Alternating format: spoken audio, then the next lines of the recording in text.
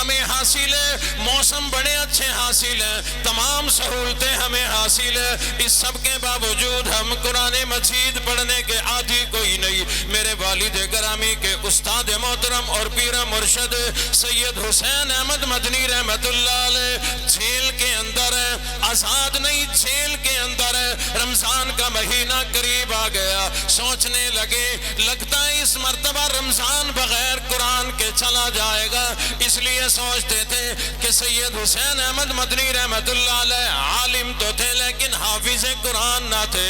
انہوں نے دیکھا قیدیوں میں کوئی بھی قرآن کا حافظ کوئی نہیں، جب ہے جیل میں ہے قید میں حافظ قرآن کوئی بھی نہیں، رمضان شروع ہونے والا ہے تو قرآن کون سنائے گا؟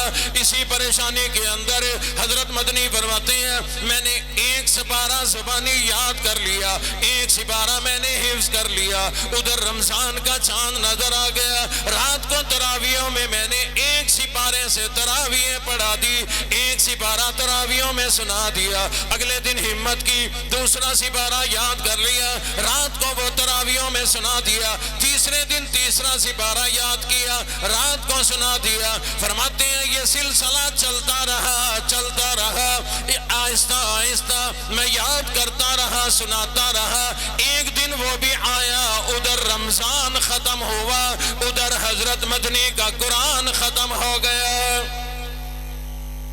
مولانا مسعود اظہر حفظہ اللہ وہی انڈیا کی جیل میں رہے، مہینہ ڈیڑھ مہینہ کے اندر قرآن مجید زبانی یاد کر لیا۔ مولانا اعظم طارق شہید رحمت اللہ علیہ 108 دن جیل میں رہ کر باہر آئے، کارکن آ گئے استقبال کرنے کے لیے، کارکنوں نے سوال کر دیا اللہ والے جیل کے اندر ہم نے سنا بڑی مشقت کاٹ کے آئے ہو، بڑی پریشانیاں کاٹ کے آئے ہو، ذرا بتلاؤ تو صحیح ٹائم کیسا گزرا، زندگی کیسی گزری؟ فرمانے لگے لوگوں جو اس مرتبہ مزہ آیا وہ کبھی مزہ نہیں آیا۔ کارکنوں نے کہا او اللہ والے جیل اور مزہ یہ عجیب بات کرتے ہو؟ فرمانے لگے ہاں 108 دن میں جیل میں کاٹ کے آ رہا ہوں، 108 دنوں کے اندر الحمدللہ میں نے 108 قرآن کے ختم کر دیے۔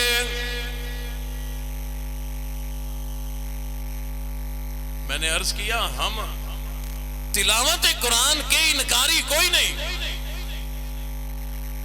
لیکن مسلمان اور رب کائنات نے قرآن مجید ہمیں صرف اور صرف تلاوت کے لیے نہیں دیا۔ ہاں تلاوت کرنے سے بڑا ثواب ملا کرتا ہے، اسی لیے سفر کے باوجود روزانہ کوشش کر کے تلاوت کیا کرتا ہوں، لیکن اللہ فرماتے ہیں اے میرے بندے یہ جو تجھے میں نے اعلیٰ مشین عطا فرمائی، یہ بڑا اعلیٰ تجھے جسم عطا فرمایا، تجھے جو میں نے اتنا اعلیٰ بنایا، اے میرے بندے یہ قرآن مجید در اصل اس جسم کے صحیح استعمال کے لیے میں نے تجھے عطا فرمایا۔ اس سے ہی پتا چلے گا تو نے اپنا ذہن کس طرح استعمال کرنا ہے، قرآن مجید سے پتا چلے گا یہ آنکھیں کیسی استعمال کرنی ہے، یہ چہرہ کیسا بنانا ہے، زبان کا استعمال کیسے کرنا ہے، کانوں کا استعمال کیسے کرنا ہے، تو نے اپنے دل اور دماغ کا استعمال کیسے کرنا ہے، ہاتھوں پیروں کا استعمال کیسے کرنا ہے۔ رب کائنات نے یہ قرآن مجید ہمیں عطا فرمایا اس جسم کے صحیح استعمال کے لیے۔ تلاوت بھی کریں، قرآن مجید کی تلاوت بھی کریں اور اس پر ہم عمل بھی کریں، اس میں دیکھیں کہ اللہ نے ہمیں اس میں کیا لکھ کے دیا کہ میں اپنی آنکھیں کیسے استعمال کروں۔ قرآن بتائے گا جب چلے تو اپنی نظریں جھکا کے چل، اپنے کانوں کے اندر کسی غیر اور غیر محرم اور لغویات کو کانوں میں نہ آنے دے، زبان پہ نہ آنے دے، تیرے دل دماغ تیری سوچوں میں کوئی اور نہ ہو، اگر ہو تو صرف رب کی ذات اقدس ہو۔ میں نے ابتدا میں عرض کیا بعض مشینیں ہوتی ہیں چھوٹی، کتاب سے کام چل جاتا ہے، بعض مشینیں ہوتی ہیں بڑی، ان کے لیے کتاب بھی ملتی ہے اور کوئی ماہر بھی آتا ہے کہ جو سکھائے۔ کہ یہ مشین کیسے استعمال ہوگی. رب کائنات نے ہمیں یہ جسم صحیح استعمال کرنے کے لیے، اس جسم کو کامیاب بنانے کے لیے، دنیا آخرت کی کامیابی کے لیے رب کائنات نے ہمیں کتاب بھی عطا فرمائی، قرآن مجید بھی عطا فرمایا. لیکن رب کائنات کی ذات جانتی تھی کہ یہ جسم ہے، یہ انسانی مشینری یہ اتنی اعلیٰ ہے کہ اس کا کہیں کوئی غلط استعمال نہ ہو جائے. مہنگی سے مہنگی مشینری اگر خراب ہو گئی چند روپے کا نقصان ہوگا. یہ انسان اگر خراب ہو گیا اس کی دنیا آخرت برباد ہو جائے گی. یہ اپنے ساتھ کئی لوگوں کو بھی خراب کر دیا کرتا ہے. ایک کی وجہ سے ماں باپ بھی ذلیل و رسوا ہو جایا کرتے ہیں، اہل علاقہ بھی پریشان ہو جایا کرتے ہیں. یہ ایک کئی لوگوں کی بربادی کا ذریعہ بن جایا کرتا ہے. اللہ رب العزت جانتے تھے کہ اس کے لیے کتاب کافی کوئی نہیں، ایک ماہر بھیجنا پڑے گا. تھوڑی بہت گال سمجھ آندی پئی ہو سی نا جی، میرے واسطے نہیں بس اللہ دی رضا واسطے آکھنے سبحان اللہ. حضرت شیخ القرہ جڑے جان دے نہیں نہ چیزاں کو انہاں دی دیکھو دا صحیح وال کی میں داد ہے. ایک بندہ سا کو داد لینا پہ تے ایک ہستی سا کو دعا دینے پہ باقی خاموش ہیں. میرے لیے نہیں کہنا سبحان اللہ، اپنے لیے کہنا ہے کہ زمین پہ آپ کے درجے بلند ہو، فرش پہ آپ کے درجے بلند ہو، عرش پہ رب راضی ہو جائے. اللہ فرماتے ہیں یہ جسم یہ مشینری اتنی اعلیٰ کہ کتاب کافی نہیں، کوئی ماہر بھیجنا پڑے گا. اللہ نے، میں سمجھانے کے لیے کہتا ہوں، پڑھا لکھا ذہین علم والا فہم والا سمجھدار ایسا ماہر نبی اللہ نے ہمیں عطا فرمایا کہ ایسا اللہ فرماتے ہیں نہ میں نے کوئی دوسرا بنایا نہ قیامت تک ایسا بنایا جائے گا. حضور علیہ السلام کی صورت میں اللہ رب العزت نے ہمیں وہ ماہر عطا فرمائے جنہوں نے آ کر ہمیں یہ جسم صحیح استعمال کرنے کا طریقہ بتایا.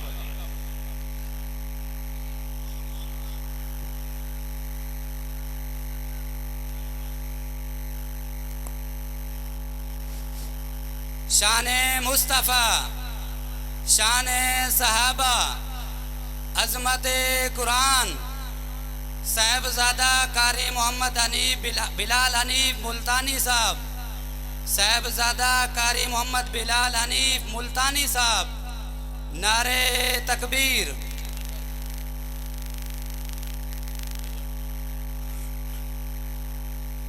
پچھلے سال حضرت سے یہی ملاقات ہوئی تھی، سال ہو گیا ہم یاد کرتے ہیں، اس سفروں میں اکثر تذکرہ کرتے ہیں. اللہ آپ کو شاد آباد رکھے جی، اللہ آپ کے آواز و انداز میں مزید برکت.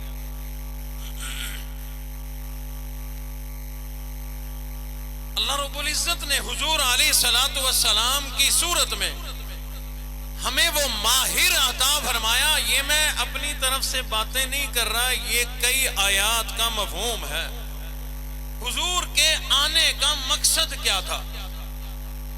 حضور علیہ السلام نے ہمیں ہماری کامیابی کے لیے اللہ نے ہمیں حضور کی ذات عطا فرمائی کہ قیامت تک کے لوگ کامیاب ہو جائیں. اور کامیابی کے لیے حضور نے ہمیں آ کر بتایا کہ اس جسم کا استعمال کیسے کرنا ہے. اللہ رب العزت نے ہمیں اس جسم کے استعمال کے لیے قرآن مجید بھی عطا فرمایا، کتاب بھی عطا فرمائی، ماہر بھی عطا فرمایا. رب کائنات نے حضور علیہ السلام کو دنیا میں مبعوث فرمایا. آپ کی ولادت ہوئی، آپ دنیا میں تشریف لائے. اور لوگوں یہاں ایک دو باتیں ذرا محبت بھری کرنا چاہتا ہوں، پھر نتیجے کی طرف آؤں گا. اور لوگوں رب کائنات نے میرے اور آپ کے نبی رسول اللہ صلی اللہ علیہ وسلم کو کتنا اعلیٰ بنایا، کتنا عرفہ بنایا، کتنا حسین جبین اور محجبین بنایا، کتنا دل نشین بنایا. یہ تو وہی بتا سکتا ہے جس نے اپنی آنکھوں سے دیکھا. ہم نے تو پڑھا ہے نا، ہم تو صحابہ کی نظروں سے، صحابہ کی تحریروں سے حضور کو دیکھتے ہیں، یا قرآن مجید کی آیات میں دیکھتے ہیں. ہمیں کہیں والضحیٰ نظر آتا ہے چہرہ، کہیں واللیل زلفیں، کہیں والقمر پیشانی، کہیں ما زاغ البصر آنکھیں. ہم تو قرآن کے ذریعے سے ہم حضور کے چہرے کو دیکھا کرتے ہیں. چلو انہی سے پوچھ لیں جنہوں نے اپنی آنکھوں سے دیکھا. حضور علیہ السلام جب دنیا میں تشریف لائے، اماں آمنہ فرماتی ہیں اتنے حسین، دل نشین، محجبین کہ ایسا حسین دنیا میں دیکھا ہی نہیں گیا.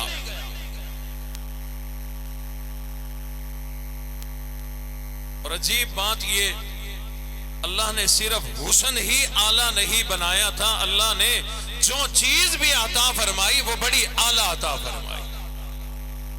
صورت اعلیٰ، سیرت اعلیٰ، کمالات اعلیٰ، معجزات اعلیٰ، ہر خوبی، ہر چیز جو بھی عطا فرمائی تصور میں لے آؤ جو عظمت خوبی کو. اللہ نے ہر چیز بڑی اعلیٰ، بڑی نرالی عطا فرمائی. پروردگار عالم نے چہرہ بڑا اعلیٰ عطا فرمایا. دل میں آ رہا ہے میرے ابا جی رحمت اللہ علیہ جس انداز میں ترجمانی کیا کرتے تھے وہی سنا دوں. حضرت حلیمہ لینے کے لیے آ گئی، آئی ہے، کہتی ہے اے آمینہ سنا ہے اللہ نے تجھے بیٹا عطا فرمایا، میں لینا چاہتی ہوں مجھے دے دو. حضرت آمنہ فرمانے لگی اے حلیمہ اس گھر کو غریب سمجھ کر، بچے کو یتیم سمجھ کر اس کی پرورش میں کوئی کمی نہ آنے دینا، تجھے دیتی ہوں. میں نے اس کی بڑے برکات دیکھی ہیں، تو بھی دیکھے گی. حضرت حلیمہ کہنے لگی آج چل لے کر تو مجھے چلو، اس سونے کا مجھے دیدار تو کراؤ. حضرت آمنہ نے سفید چادر چہرہ انور پر ڈالی ہوئی تھی، جب چادر ہٹائی چہرہ انور اما آمنہ نے دیکھا تو فرمانے لگی حلیمہ آگے بڑھ، دیکھ تو صحیح رب کائنات نے کتنا حسین بنایا، ایسا حسین بنایا کہ آج تک میری زندگی میں نے ایسا حسین نہیں دیکھا. حضرت حلیمہ فرمانے لگی اے آمینہ تم جاتی کہاں ہو؟ کہیں آتی جاتی کوئی نہیں، میں گلی گلی جایا کرتی ہوں، میں کریا کریا جایا کرتی ہوں، میں بستی بستی جایا کرتی ہوں. میں نے بڑے بڑے ہاشمی قریشیوں کے بچے دیکھے، بڑے بڑے سرداروں کے بیٹے دیکھے، بڑے بڑے حسین دیکھے، بڑے بڑے ماجبین دیکھے، بڑے بڑے سونے دیکھے، لیکن اے آمینہ مجھ سے پوچھو آج تک ایسا حسین و جمیل میں نے بھی نہیں دیکھا، میری آنکھوں نے بھی نہیں دیکھا. رب کائنات نے آواز لگائی آ جبرائیل دوڑ کر جاؤ، میرے حبیب کی تعریف ہو رہی ہے، تم بھی جاؤ اپنا حصہ ملاؤ. حضرت جبرائیل آ گئے اور آ کر کے کہنے لگے اے آمینہ اے حلیمہ تم نے دیکھا ہی کیا ہے، میں جبرائیل امین ہوں، تمام کے تمام فرشتوں کا سردار ہوں. میں نے مشرق دیکھی، میں نے مغرب دیکھی، شمال جنوب کا میں نے چکر لگایا، میں نے تمام جہان دیکھا، میں نے تمام زمانہ دیکھا. جبرائیل کہنے لگے آفاق ہا ورزید ہم بحری بوتا ورزید ہم بس یار خوبا دید ہم لیکن تو چیزیں تھی گری. جبرائیل امین کہنے لگے میں نے آدم صفی اللہ کو دیکھا، میں نے نوح نجی اللہ کو دیکھا، ابراہیم خلیل اللہ کو دیکھا، میں نے حسن یوسف کا بھی نظارہ کیا، ہر چیز دیکھی، لیکن ایسا حسین تو میں نے بھی نہیں دیکھا. رب نے آواز لگائی، صدا بلند کی او جبرائیل اے آمینہ اے حلیمہ تم لوگ کہتے ہو کہ ایسا حسین نہیں دیکھا، تم ایسا حسین و جمیل دیکھتے تو اس وقت جب کبھی میں اللہ نے ایسا سونا کوئی دوسرا بنایا ہوتا، بنایا بھی کوئی نہیں، قیامت تک دوسرا بنانے کا ارادہ بھی کوئی نہیں. اسی لیے اماں کہتی ہیں میرے محمد تو ودھ کے سونا، میرے محمد تو ودھ کے سونا، کسے دا حسن و جمال کوئی نہیں. میں جا کے پوچھیا اما حلیمہ کوئی سوہنا مدنی تو ڈھیر ہووے جواب ملیا عظیم کملا کسے بھی چنیا اے بال کوئی نہیں رب کائنات نے حسن بھی بڑا اعلیٰ بنایا صورت بھی بڑی اعلیٰ سیرت بھی بڑی اعلیٰ آپ لوگوں کی محبت میں اور جس کی محبت میں آپ تشریف لائے ہو اپنے نبی کی محبت میں ایک بڑی عجیب بات یاد آ گئی اما عائشہ صدیقہ رضی اللہ تعالیٰ عنہ عرض کرنے لگی اے اللہ کے حبیب نبی اے میرے سر کے تاج آپ میں ہم نے بڑی عجیب چیز دیکھی ہے آپ کوئی خوشبو لگاتے بھی کوئی نہیں لیکن آپ کا سراپا ہر وقت معطر رہتا ہے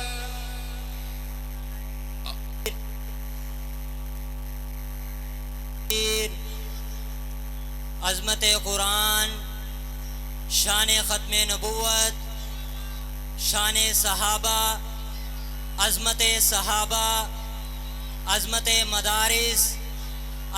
مدارس نعرہ تکبیر عرض کی آقا آپ کو خوشبو لگاتے بھی نہیں دیکھا گیا اور آپ کے جسم سے بڑی اعلیٰ خوشبو آتی ہے روایات میں ہے حضور خوشبو لگایا بھی کرتے تھے کیوں پتہ نہیں جملہ سمجھ آئے گا کہ نہیں چلو کوشش کرتا ہوں آسان کر کے بولتا ہوں اس جملے کو کبھی قرآن آنا ہوتا تھا کبھی حدیث آنی ہوتی تھی اس لیے خود کو بھی اور گرد و نواح کو معطر رکھتے تھے بیا سوکھا کرنے وہاں فرشتہ آتا نا وہی آتی کبھی جبرائیل کہتا کہ محبوب نبی یہ قرآن ہے اور کبھی فرشتہ آکے کہتا اس کو قرآن نہیں بنانا قرآن کی صورت آیت نہیں بنانی یہ آپ کا فرمان بنے گا حدیث بنے گی لوگوں کو یہ ارشاد سنا دو صحابہ کہتے ہیں حضور قرآن کی آمد اور حدیث کی آمد وحی کی آمد اور فرشتوں کی آمد کی وجہ سے اپنے آپ کو معطر اور خوشبودار رکھتے تھے وہی گالی دسی وجہ سارے علماء تشریف فرمائیں میں ہی خوشبو لا کے آیا حضرت درخواستی صاحب بھی لا کے آئیں حضرت شیخ القرآن بھی لا کے آئیں حضرت شاہ صاحب بھی لا کے آئیں سارے لائی بیٹھیں آج میں کو لگتا ہے قاری فیاض صاحب بھی لائی بیٹھیں ساری عوام سمجھتی ہے کہ یہ مولویاں دا کام ہے قرآن جو انہا پڑھنے حدیث انہا پڑھنی ہے قرآن انہا پڑھاونے حدیث انہا پڑھاونی ہے خوشبوئی ایو لاویں یہ ایک عام ذہن ہے اچھا کئی بندے ڈر دے نہیں لیں دے بھی جن نہ چمڑا میرا اپنا ایک میرا رات کو شادی دے کئی جا ویندہ پیائی تے میں کدھر خوشبو تلا آدھے نا فلاں جنگہ تو لنگنے اتھا درخت ہیں درختہ تو تلے لنگنے ہی واسطے میں خوشبو نہیں لیندہ عام عوام سمجھتی ہیں کہ ہم نے نہ قرآن پڑھنا نہ حدیث پڑھنی میری دعا ہے اللہ آپ سب کو قرآن اور حدیث والا بنا دے اگلی دعا ہے اللہ آپ کی اولادوں کو نسلوں کے اندر قرآن اور حدیث کا فیض میرا اللہ جاری فرما دے لیکن آؤ توجہ دلا دوں آپ کی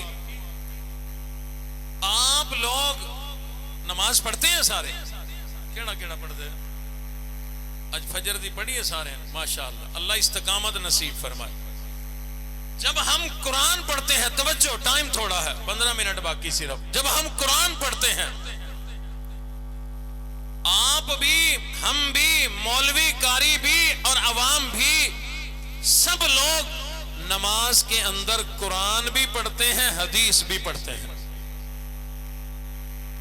ایک دو بندے میری ٹھن ذرا پریشان تھی گئے بھی اساں ساکو تو ایک حدیث نہیں آندی قاری صاحب سارے کھاتے حدیثاں پانچ چھوڑیاں جب ہم نماز پڑھتے ہیں نماز قرآن بھی پڑھتے ہیں حدیث بھی پڑھتے ہیں آپ آئے نماز کی نیت باندھی اللہ اکبر سب سے پہلے کیا پڑھتے ہیں سبحانہ سناؤ چاہ تمہارا ہی امتحان ہے، روز سارا گندے ہو امتحان. سبحانک اللہم وبحمدک وتبارک اسمک وتعالی جدک ولا الہ غیرک. پڑھتے ہیں نا مسلمان نماز میں.